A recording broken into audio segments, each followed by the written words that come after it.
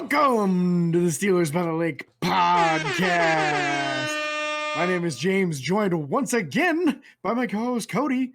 Cody, how are you this fine Victory Tuesday? Oh, it's been a while since we've had a Victory Tuesday, it feels like. Actually, it hasn't been that long. It feels like it was just yesterday. Couple weeks. Yeah, we had a Victory Tuesday recently. Was it the Saints? Yeah, you right. Okay. So I'm doing good, James. How are you?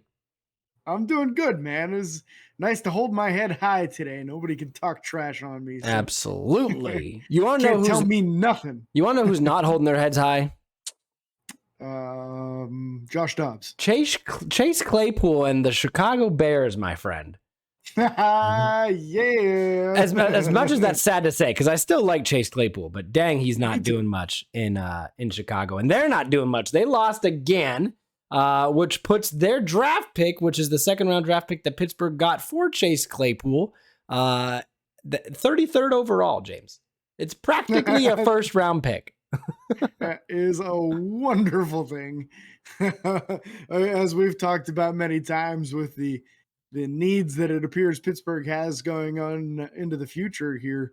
Real nice to see that second round pick that we're acquiring from the Bears as of right now would be an extremely high pick. And they're without their starting quarterback. He didn't play in that game. So nope. I don't know how long he'll be out, but the longer he's out, the better that is for Pittsburgh. So absolutely. Be careful. Chicago, don't rush him back. No. Take your time. Just let Fields let him heal up. Sell it for a new offensive lineman. You need it. You need the first, you'll handle it. Speaking of guys that I don't even know the transition I was going to make here. Steelers elevated. That handle their business. Guys that handle their business. True. Steelers elevated running back Anthony McFarland and wide receiver Cody White for Monday night's game. Again, this was the game against the Indianapolis Colts in Indianapolis in enemy territory. Against the new first-year partial head coach, Jeff Saturday. May want to look into some time management things, but we'll talk about that later, I'm sure. So Anthony McFarland and Cody White both activated and elevated for Monday night's game. Both played very early in the game, not so much later on for both of them. Benny Snell got a little bit more action late, and then also Cody White was just I didn't see him as much in the second half. And then obviously the inactives, cornerback Ahkello Witherspoon still dealing with an injury. Running back Jalen Warren still dealing with an injury. Mason Rudolph being the third string bench warmer. Kendrick Green dealing with an injury. Robert Spillane dealing with an injury. Cornerback Josh Jackson and wide receiver Miles Boykin. Miles Boykin was noticeably missed in this game, but Cody White almost made a big play in that gunner position. Gotta admit, it was close. Do you remember that one? The punt? It was close. It was close. He kind of kicked it into the end zone, but he got close. Yeah, he kind of completely botched it, but it was close. It was close. No, he batted it the wrong way, man. He batted it kind of just anyway, and then he kicked it, so it didn't work. And I think he got nervous. I don't blame him. It's fine. Brief clarification: Kendrick Green was not out injured. He is just still on the inactive list due to not being good. Yeah, that's fair. So, yeah, I'm just gonna say he's hurt. Yeah, I'm sure his ego's hurt. Exactly. It's got to be. I can't imagine it not being. He sees all the struggles on the offensive line, and they won't even dress him. And most of the struggles are that left side. Let's be real. We'll talk about that again. All right, let's talk about this game. Pittsburgh came out, and you know what? The one thing I'm going to say before we go anywhere with this is I wish we could get the ball in the end zone a little bit more often. But I'm happy we have good kickers consistently. Nice. Let's go backwards. So nice kicking performance from Matthew Wright, right? Yeah. Perfect on the night. He did bounce one off an upright and in. It went in. Still good. That's all that matters is that it went in. So that's it. Big victory for Matthew Wright there. Really solidifying his job after having a shaky start in his first game and missing half of his kicks. Yep. Hasn't missed one since. So real nice performance from. He was indoors. He was indoors. Let's give him that. Yeah. The pressure was still on. Some of those kicks were long. He made it work. Yeah. 52-yarder. Yeah. That's Yeah, he made a 52-yarder. That's fantastic. yeah. And one thing I'll have to say about what you said about Kenny getting it into the end zone more often, I just wish the guys would catch it in the end zone when he throws it to him. Two. Then now one we still One was tough. one The was one to t- Pickens was tough. That was not an easy catch, but I do feel like he just kind of tried to one-hand it to show yeah. off. And if he would have stuck a second hand out there, would have had a pretty good shot at catching it. But I was also going to say Uh, one of those drives still ended in a touchdown, thankfully. Correct? The Deontay Johnson drop was the Benny Snell touchdown. yeah, I think you're right. Yeah. So one of those drives still ended in a touchdown. The other one ended in a field goal. But you hate to see it. Kenny needs to get those guys on the same page, get him to use both hands, get him to understand how to catch a ball. Deontay Johnson, I don't know what to tell you anymore. And here's the thing: his issues are no longer the same issues. They're not drop balls. That's not his main issue anymore. His main issue is running backwards, and he could have had a first down in this game and wound up giving us a 3rd down and 3 or whatever it was. That really ticked me off, or maybe it was a 2nd down and something. Anyways, it was 3rd and 6 after that, and he could have easily had the first down. Yeah, easily. And they've talked about that in. Let me clarify. They had to have, or they should have talked about that in film room.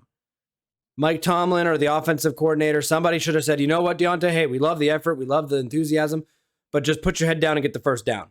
It's happened too many times where they've had to have said something to him. And I feel like they very clearly did, because his first 3 catches, that's exactly what he did. He turned the ball upfield and went and got the first down. It was a first down where on all 3 of his first catches of the game, he was short of the sticks and he went and got the first down by turning upfield and going and getting it. And then just inexplicably in a play where he tries to go from one side of the field all the way to the other, instead of cutting behind the block of George Pickens, goes the exact way that George blocked him too, and gets himself tackled well short of the first down, like we said, creating a 3rd and 6. Yeah. And I feel like it was very clearly something that he was coached up on, or there wouldn't have been any improvement at the beginning of the game. And then his natural instincts took over of just running the wrong way, as if he's being paid by someone to perform poorly this game. And then dropping yet another ball in the end zone. That's got to be his 4th or 5th one. I feel like every single drop that Deontay Johnson has on the season is in the end zone. Deontay had 2 drops in this game, if I remember correctly, and so did George Pickens, both of them having 1 drop in the end zone. If they catch those 2 balls, Kenny Pickett throws 2 touchdowns, and Kenny Pickett completes 24 of 28 for over 200 yards. That's a good. His stat line now is good with 20 of 28 for 174. No touchdowns, no interceptions. Sims dropped one on the first drive. He was the first incomplete pass. It hit him in the hands and he dropped it. It wasn't an easy catch. It was over his head, but he got both hands on it. Yep. So that's the crazy thing about this is Kenny completed 20 of 28. That is a very good completion percentage, 71%. Yep. He was throwing dimes all over the field, put multiple scoring drives together. In the end, his receivers let him down when it came to getting touchdowns. George Pickens had some real nice catches in this game. Yep. And like I said before, Deontay Johnson started the game off hot. And then it's like he jumped directly into the Antarctic or something. I don't know, man. Like so let's talk about these. Cooled off as cool as he could. Yeah, let's talk about these eight incompletions. These 8 incompletions, 3 of them came from George Pickens. Okay. 3 of them came from Deontay Johnson. 1 of them came from Pat Freiermuth. So that's 7. And the last one came from Steven Sims. Yeah, which was the first incompletion of the game. Yep. Anthony McFarland was 2 for 2. Benny Snell, 1 for 1. Najee Harris, 1 for 1. They're out of the backfield. It's okay. Cody White was 1 for 1 on the first drive. Derek Watt, 1 for 1. And Zach Gentry caught that screen pass that went for -4 yards, but he still caught it. I don't know. They're gonna stop doing that to him, man. No, I know. I almost texted you and flipped out because I thought the play call was bad, and then I slowed down. I looked at the replay. The play call was perfect. They over pursued on that side. He threw the screen pass. Both offensive linemen in front of him completely whiffed their man. If both those guys block, he has 10 yards before anyone else is near him. Yeah. So even if you take the -4, he's still getting 6. So plus he typically runs and falls forward, so he's probably getting 10. That's Let's the be. thing with him. Like, he's a momentum guy. If you can actually hit him on the move, it takes a lot to get him down to the ground. Yep. So I just feel like it's a wasted play. I feel like that's a play that you should be throwing to Pat Frymuth or Connor Hayward, not to Zach Gentry. I know that it worked for a big play week 1 against the Bengals, and I think that's what they're holding on to is the fact that it did work so successfully. Yeah. But I mean, on this one, like you said, there was a lot of pressure that got there real quick. It forced Kenny's hand. He had no choice but to throw it when he did. And then the blocking just didn't hold up like it should have. So I thought nice game out of Kenny personally. He was really composed through the whole game. It even has come out that he was the one that called that run play to Benny Snell Yep. for the touchdown at the end, the go-ahead touchdown. And then his scrambling ability, once again, 32 yards, 5.3 yards a carry. Kenny's showing that it can make a huge difference just being able to get out and going and grabbing 5 or 6 yards on a play where maybe the pass isn't there. Yeah.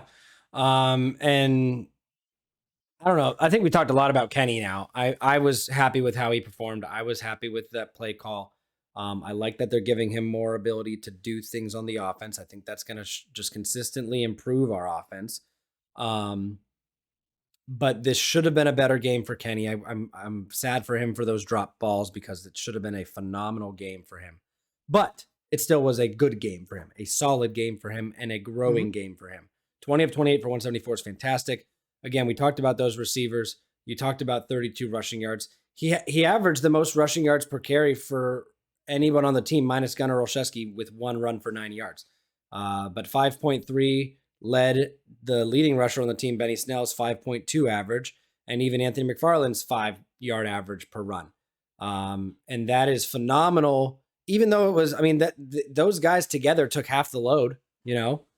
Together they ran 18 times for 92 yards between the two of them. That's phenomenal for backup guys, especially with Najee not running very well and also probably dealing with some kind of injury, whatever it is.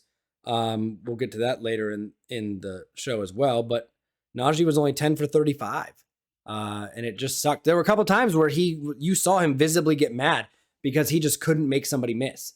And I don't know what it is. I don't know if he needs. It's weird because you didn't expect this. I didn't expect this from him personally, I should say. I thought we'd be seeing him do a lot more.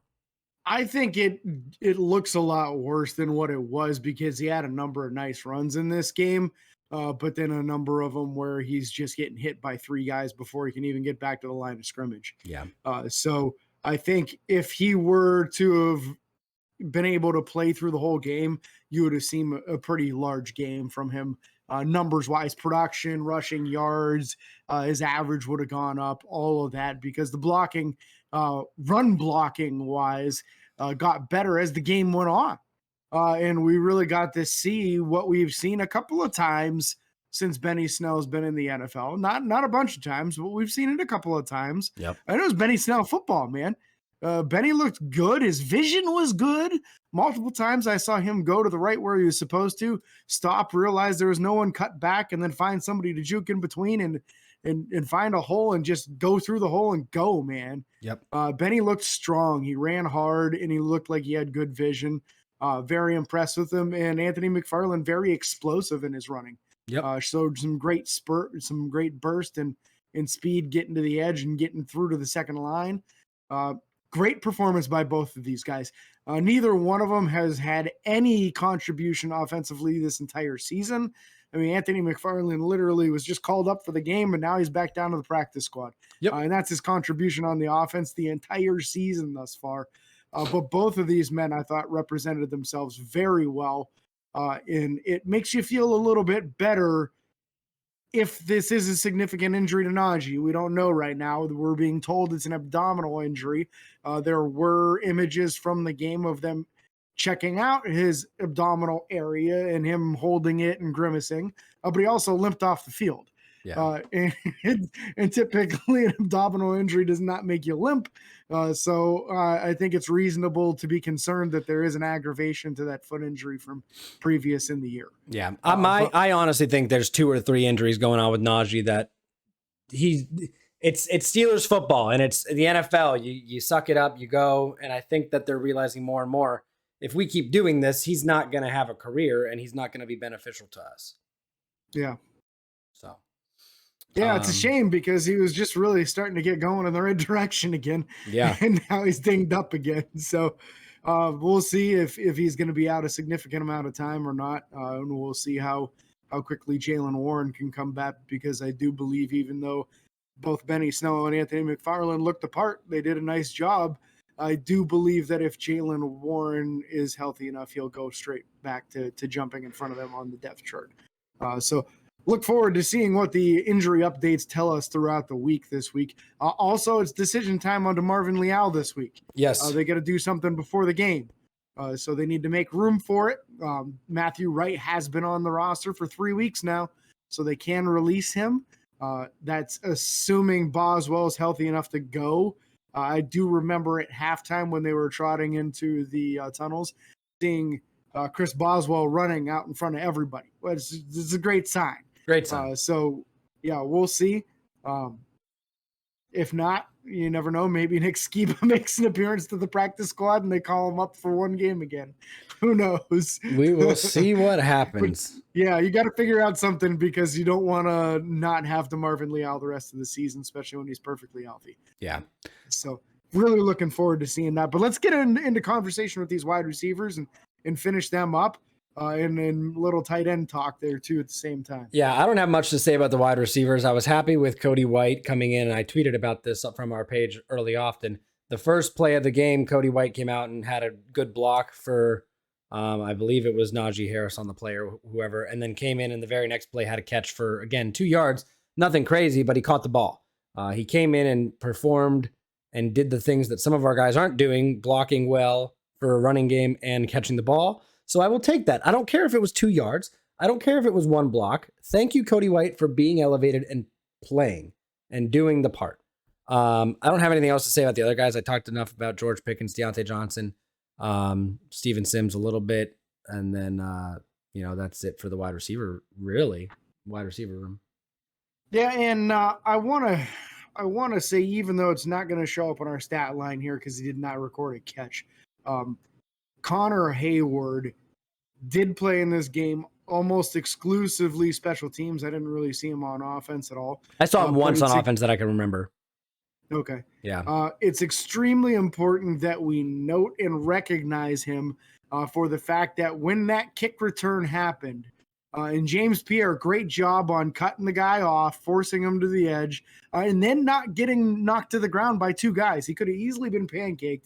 He stayed on his feet, completely stopped the guy's momentum and forced him to cut back inside. And who was that never gave up on the play and made the tackle? That was Connor Hayward. That's right. Number 83 running down their speedy return, man, because he never gave up on the play. So hats off to Connor Hayward. He's really showing tremendous effort this season. We did talk about the game earlier in the season where Chase Claypool had a catch and he was trying to fight for extra yards, and Connor Hayward comes in and plows into it, and they get an extra 10 yards with the 2 of them pushing together. And it's the little effort things like that we're starting to see out of him that is pretty noticeable. Also, before I completely forget to mention it, Derek Watt with 1 carry for 4 yards. He is perfect on the season on converting first downs. Every single carry he's got is a first down. Man's a first down. He definitely got 2 yards on that run. Anyways, moving on. Or excuse me, 4. Correct. Yeah. Yeah. So I'll give him that as well. They needed 1 and he got 4, man. That was beautiful. Little spin move in there. Yeah, man. Tight end wise, Pat Freiermuth, we talked about a little bit. Pat, again, 13-yard average per catch. That's a first down every catch. I love that from Pat. Mm-hmm. Wish they would have thrown to him more. I feel like he's an underutilized weapon, but at some point in time, I'm sure teams are trying to focus on him to take him away because of how successful he's been. So. Yep. Offensive line wise, one of Dan Moore's worst games, in my opinion. Pass blocking. Yeah, pass blocking, he struggled. In run blocking, he had or 4 pancakes. Yeah. He was just handing them out there. And there's people out there that are saying maybe he should make the switch to guard for next season. Maybe so. I don't know. The man's got a mean streak when it comes to run blocking, and is very powerful in run blocking, but boy, does he need some work in pass protection. It always seems to be that he's worse at the beginning of games too. He usually settles in and then doesn't do so bad the rest of the game. Yeah. And I kind of felt like that was the case in this game as well. I saw an article or something online shortly, whether it was around halftime or the end of the game, where someone said that Kenny Pickett was to blame for his one sack. I'm assuming they were talking about the one where the one guy came free again, whoever, DeForest Buckner, whoever it was. And I was curious if you had noticed, did he audible the offensive line the same way that he did the last time that somebody came free? Okay. No, it wasn't an audible this time. I actually saw a really nice breakdown by Alex Kozora of Steelers Depot on this play, so I can speak pretty knowledgeably about it. They lined up 6 guys on the offensive line, and Pittsburgh only had their front 5 to block. No running back help, no tight end help, no wide receiver. Well, Anthony McFarland was in the game just going out for a pass. He didn't chip or anything. Correct, but he had already been motioned out. He was not part of pass protection, really? So he's not factored in. Correct. I thought he was in the backfield. If you see him at the snap, he's all the way out, right by where Yannick Ngakoue is, but he's going out for a pass. He's not part of pass protection. So even though he's lined over top of him, he does not factor in pass protection in any way. So they've got 6 guys coming, and based off of the rules of how you were to block that as an offensive lineman, you block inside out, and you assume that every single person that's up on the line is a threat and is going to rush. Yeah. So even though they didn't all, a couple of the linebackers ended up backing out. It makes them look bad because of it. They have to treat all the interior guys because they're the closest to the quarterback. They can get there the fastest. You always leave the guy furthest to the outside for the quarterback to handle one-on-one. Got it. That's exactly what they did. The read on that is the throw where the blitz comes from. He was trying to, but it was an angle route. And because of it, you have to go out and then in. Yep. And it takes a little while for that cut to happen. If it was just like a slant or something, he might have been able to get rid of the ball. But it was a smart move on Kenny's part to not throw that ball because he would have been forcing it and the defender would have had an advantage and probably picked it off. Yeah. So in the situation, the offensive line actually blocked it the way they were supposed to. It just looks bad because somebody comes in completely unblocked. Yep. Fair enough. I love that breakdown. Thank you, James, and thank you, Alex Kozora from Steelers Depot. Yeah. Alex is the man. Yeah. Defensive. I'm done with offensive line. The other guys, I got nothing to say about necessarily. I think the interior offensive line should get some credit here for really moving some bodies in this game. You can't rush for 177 yards without getting some push. And those 3 guys in the middle, they really did a nice job in this game of moving some bodies and opening some holes and walling people off and just letting runners see that and run right in behind them too. So yeah, fair enough.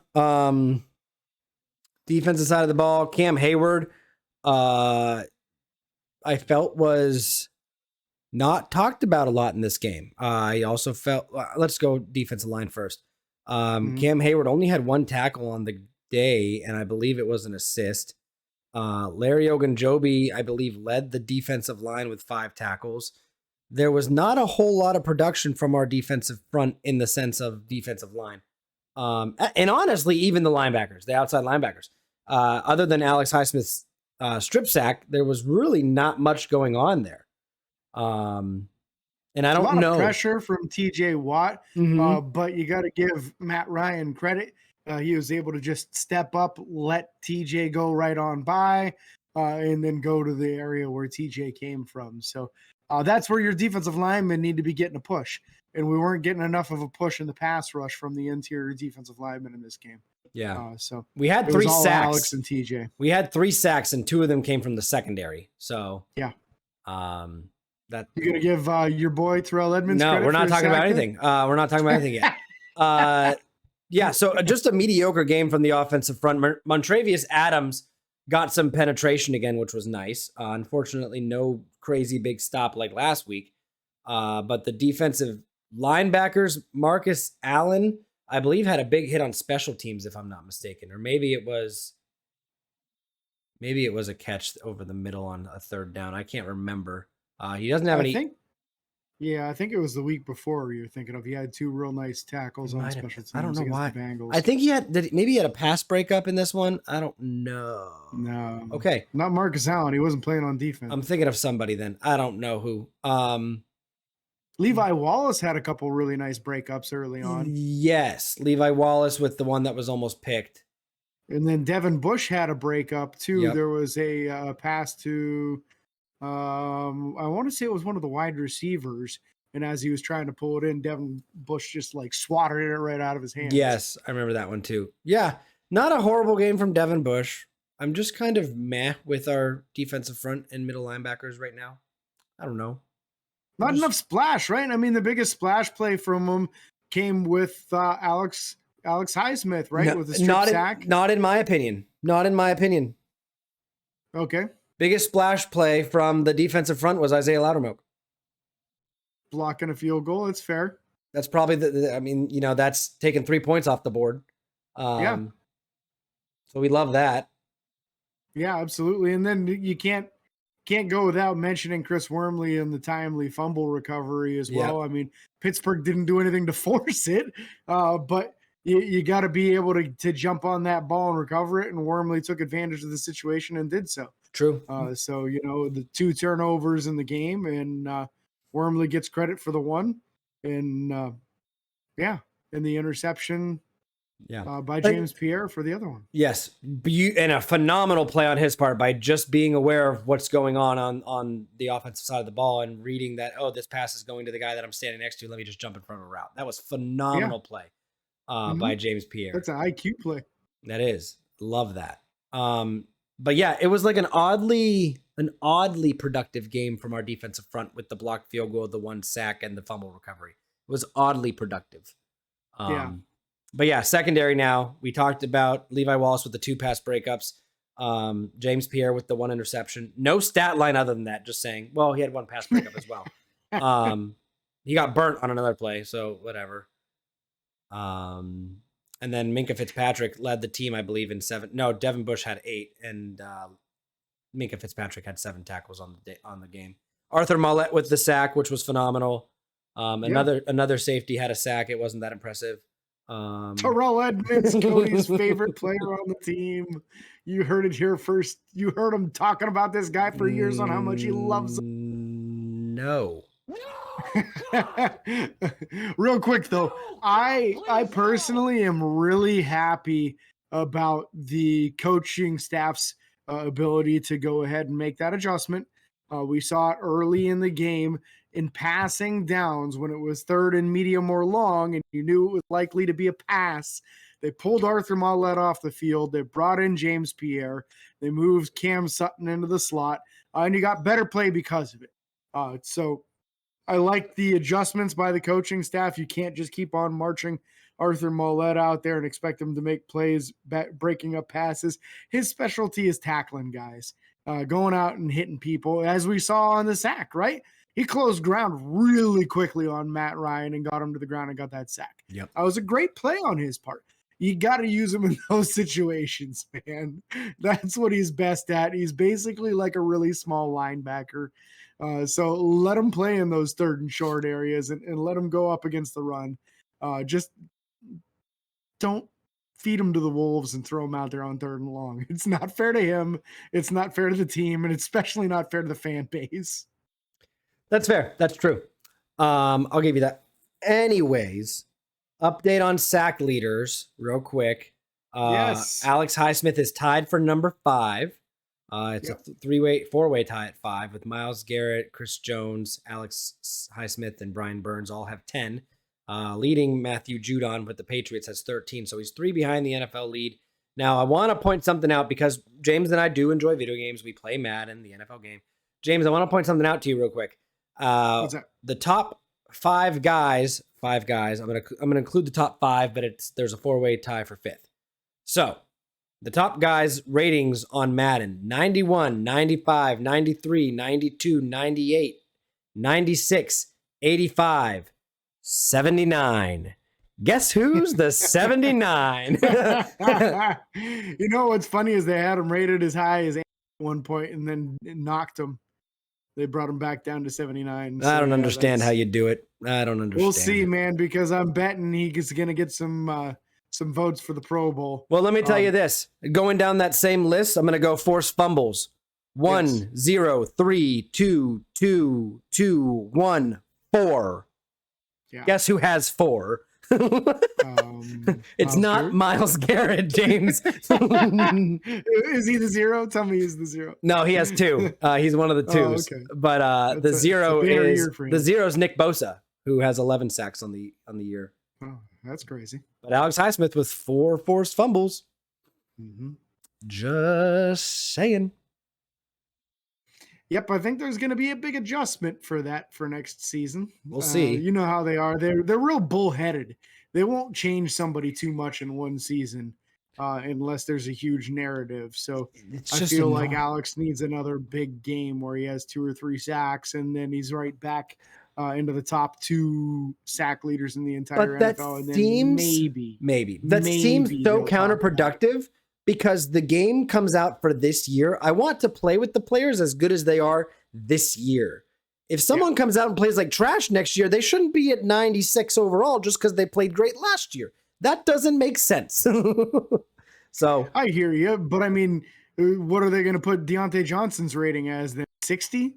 No, because he's having a crap year. You drop it. Deontay should be mid 70 at best right now. Yeah, and he's 83. Yeah, so drop him to 75. I would understand that and respect it. Honest, I would. I genuinely would. Whatever. We'll talk video games off the podcast. We just have to share that a little bit now and then just to show the hatred that people have for Pittsburgh. Obviously, it's some anti-Steeler bias for sure. It is all over the place. We did talk special teams with Matthew Wright. Steven Sims, 3 punt returns for 18 yards, no kick returns. Nothing special there. Presley Harvin had a decent day punting, especially when it mattered late in the game. We actually got them backed up really on the 7-yard line for their last drive of the game that they managed to have horrible clock management on, thank God. But I was impressed with Presley Harvin. Again, he should have had 2 inside the 10, but only had 1 because of the Cody White miscue on the 1 punt. So, and let's be real. Think about how different his stat line looks if it isn't for that, because as it lays, 4 punts, 45 and a half yard average, with 2 of those inside the 20, right? Yep. Well, it would have been 3 of the 4 inside the 20, and add another 20 yards onto his total. So the average would have gone up to about 50 yards. Yep. That's what his performance actually was. I mean, I wish you could take it out for somebody else screwing the play up, basically. Yeah. Because he placed it perfectly. He put it right there. Just Cody White was unable to convert the play and bat it back in to the field of play there. Yeah, so that was the game. I was proud of how the team played overall. I thought the game should not have been that close, in all honesty. I wish James, I'm ticked at myself because I was 5 seconds away from making a prediction in our pregame show, and then I stopped myself. And my prediction was going to be, because of how much we love Jelani Woods, I wanted to say he's going to double his production in this one game as a joke, but he did. He over doubled his production on the year in this one game with 8 receptions for 98 yards. Before this game, he had 7 receptions for 79 yards. Yeah, I'll tell you what, it makes us look good in our pre-draft analysis when we had Jelani Woods as somebody that we really liked and were hoping Pittsburgh would grab a hold of and draft and use as a number 2 tight end this year. Jelani goes and puts up big numbers against Pittsburgh and makes our evaluation look good, at least. That it does. But it also makes it look like Pittsburgh really needs to address the middle linebacker situation, because we're having a tough time with tight ends this year. Yeah, absolutely. We obviously talked about the injury with Najee Harris. We will update you guys through social media or through sharing other posts whenever that we get those words in or that update. And then today, on Tuesday, Pittsburgh did waive wide receiver Josh Malone from the practice squad, and they signed recently released defensive lineman Renell Wren. So we now have an extra defensive lineman. I don't know what that means. I'll tell you what it means. They like DeMarcus, the guy that they just signed. Who was it? Let me go back a week here and I'll find him. Jamarcus Bradley. That tells me they like Jamarcus Bradley better than Josh Malone. That's fair. But I don't know necessarily what that means for DeMarvin Leal on the defensive line. Okay, you don't think so? Bringing in another defensive line? Okay, I was just curious. Nope. Completely unrelated because Renell Wren's been on the practice squad most of the season. So he's just a size guy, a height, weight, speed guy that fits the mold of what they like to do. Someone that they're probably looking at him as a possible back end of the roster guy next year, figuring that they'll lose at least 2 of the 3 of Tyson Alualu, Chris Wormley, and Larry Ogunjobi. Probably 2 of the 3 are gone. So Renell Wren could then step into your last man on the roster, and then whoever they end up taking in the draft. Because I do feel like they're going to address that in the first 3 rounds. Yeah, we've also thought that we were going to address the cornerback room, but we haven't done that, James. Well, that's because they keep on doing it through instead. Free agency ain't going to do it. Free agency ain't going to do it. Sometimes it does. You never know when you're going to hit on another Joe Hayden and be good for 3 or 4 We years. Didn't draft. Okay, whatever. I know. I get no, what that's you're what they're saying. I know. They're understanding that they suck at analyzing corners at this point, so they're just grabbing guys in free agency and hoping that they hit on one of them instead of wasting draft picks. Oh man. Anyways, so that's gonna wrap it up for today. We thank you guys for listening or watching. Here we go. Anyways, we thank you guys so much for listening. Be sure to like and follow on Facebook, Twitter, Instagram, and YouTube. Subscribe and ring the bell. It's free. If you're watching on YouTube, I'm looking at you right now. Subscribe, hit the button. You got this. And until next time, this is your host, James and Cody, signing off. Peace.